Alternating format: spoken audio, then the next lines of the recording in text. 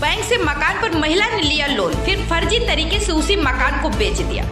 जमीन मकान के नाम पर जालसाजी करके गरीबों की गाढ़ी कमाई पर डाका डालने का काम कर रहे हैं। जालसाजी की शिकार हुई पुरानी तहसील खलीलाबाद जनपद संतनगर की रहने वाली प्रियंका श्रीवास्तव भी हुई हैं। मीडिया के सामने अपनी पीड़ा बताते उन्होंने कहा कि पाई जोड़कर उन्होंने एक मकान की रजिस्ट्री 26/11/2024 को जिया रानी वर्मा पत्नी पंकज वर्मा और उनके लड़के कबीर वर्मा निवासी काजीपुर मगहर थाना खलीलाबाद जनपद संत कबीर नगर से कराया था। जिया रानी वर्मा से इस मकान का सौदा हमसे 20 लाख रुपए में तय हुआ था। फिर 15 लाख रुपए इनको RTGS के माध्यम से खाते में और 5 लाख रुपए नकद दिया।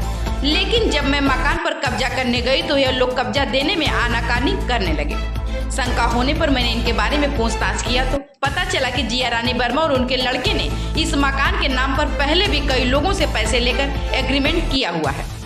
पीड़िता ने बताया कि इन लोगों से जब मैंने अपना पैसा वापस मांगा तो यह लोग गाली देते हुए जान से मारने की धमकी देने लगे। मामले को स्थानीय थाना खलीलाबाद में इनके खिलाफ मुकदमा दर्ज कराने के लिए प्रार्थना पत्र दिया, लेकिन पुलिस ने सुसगन धाराओं में मुकदमा दर्ज नहीं किया, बल्कि हल्की धाराओं में मुकदमा दर्ज करके इन लोगों को अभी तक बचा रही है। थक हार कर पुलिस अधीक्षक संत कबीर नगर से मैंने लिखित शिकायत किया, लेकिन जिया रानी और उनके लड़के के ऊपर कोई कार्रवाई अभी तक नहीं हुई है।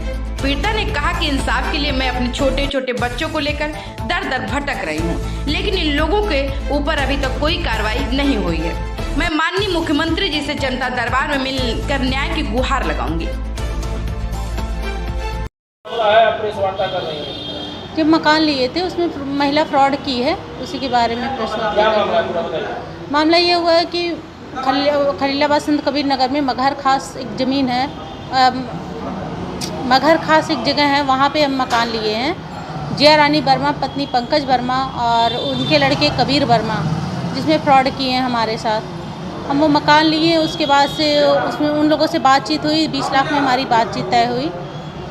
बातचीत तय होने के बाद से हम उनसे पूछा कि ये बताइए कि मकान सब तरीके से साफ पाक है, तो बोले कि सब तरीके से, इसमें कोई कर्ज वगैरह कुछ नहीं है, सब कुछ साफ पाक बताते हुए हमारे साथ फ्रॉड ये हुआ है कि उसमें ये पहले से लोन लेके रखी हुई हैं, जिसकी जानकारी में नहीं थी। हमने 26 नवंबर को रजिस्ट्री कराया है।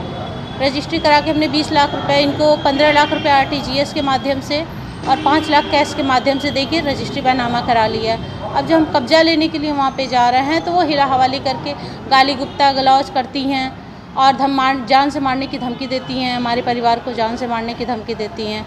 हमको वहाँ पे कब्जा नहीं दे रही हैं। कब आपको पता चला कि बैंक से वो बंदा? ये हमको 15 दिसंबर को पता चला। 19 दिसंबर को कई लोगों से एग्रीमेंट वगैरह कराई थी, उन लोगों के साथ भी फ्रॉड की थी, तो वही लोग आके बताए कि आपके साथ फ्रॉड हुआ है।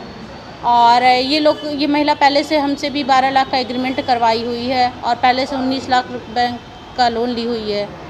तो हमको पता चला, उसके बाद से हम बैंक में वहाँ पे थाने में तहरीर दिए। 19 दिसंबर को तहरीर दिए।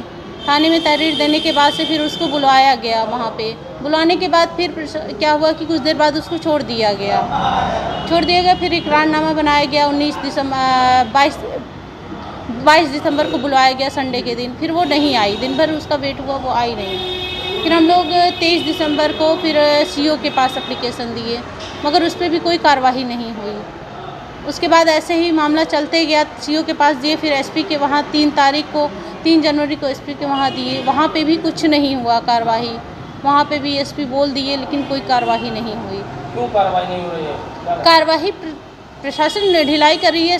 अब हम वैसे तो नहीं कह सकते हैं, मगर कुछ आंशिक लाभ पा रही होगी, वरना इस तरीके से 3 महीने से हम अपने छोटे से बच्चे को लेकर दौड़ रहे हैं। उसमें 21 जनवरी को मुकदमा भी दर्ज हुआ, लेकिन कोई भी सुसंगत धाराएं नहीं लगा।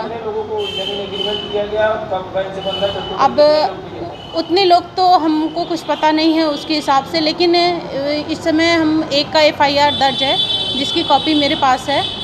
वो हमारे साथी वो भी FIR किया है, एक दिन बाद उसकी FIR है, वो भी जालसाजी का FIR वो भी किया हुआ है। क्या चाहती हैं? प्रशासन से बस हमें, अगर उसको कुछ दिक्कत है तो ठीक है, प्रशासन पहले उसको गिरफ्तार करे, बुलाए करे, उसके साथ कठोर कार्रवाई करे, ताकि हम मुकदमा दर्ज हुआ है, मगर उसमें कोई सुसंगत धाराएं नहीं ऐड हुई है।